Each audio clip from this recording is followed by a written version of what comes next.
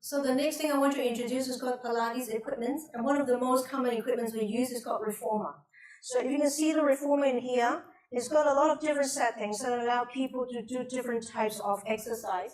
And one of the major features is that it doesn't have much of a support base for the clients to do any exercise, which means in long term the clients need to use the core, and that's why it's very particular when we train up different types of core or trunk pathologies. It's a very good exercise tool.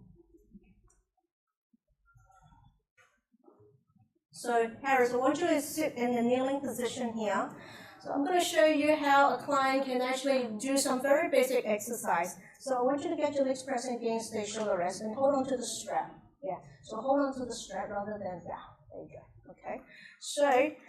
So what Harris has to do is just to do like a rolling kind of exercise. But what you notice different from normal exercise is that because the carriage actually moves together with the client, in which case the core needs to work extra hard. So it's very ideal for like PID, sciatica, central stenosis, all sorts of pathology that needs a lot of core stability. And likewise, we can also do in unilateral phase, so which means we can actually do the exercise with one-handed, and in that case, it's great for scoliosis treatment. While this is nice and simple, we can make it even more challenging. So, Harris, I want you to lie down on your back now.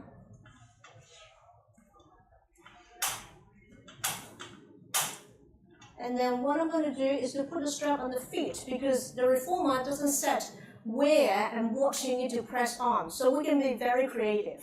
So put your legs in here in the strap. Push it out first. There you go. That's it.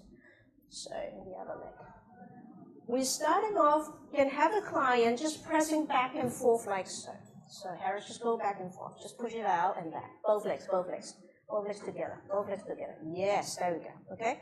So we can do it like this, and this is a very, very specific features about the reformer is that this is what we call semi-closed chain. It's not completely closed chain because it does move, but it's not open chain either because it's got a bit of a guidance. So it's a very good way for transition between a closed chain and an open chain exercise. Now we can make it more interesting by just using one leg. So, Harris, I want you to push it out and try and make the core quite still. There you go, okay?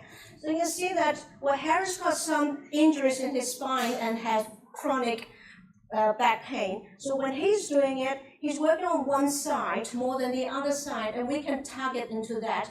Scoliosis is great for C-shaped kind of problems. Now, if it is an S shape, we can make it even more challenging. So I'm going to put in here. Just put your legs in here first. That's it. Okay, there you go. And now the opposite leg. So, go back into tabletop and do exactly the same thing. Go.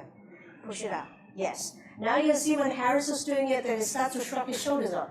Because for him, an S-shaped scoliosis person will have difficulty trying to balance himself out. Good. Okay, let's come out from there. There you go. All right.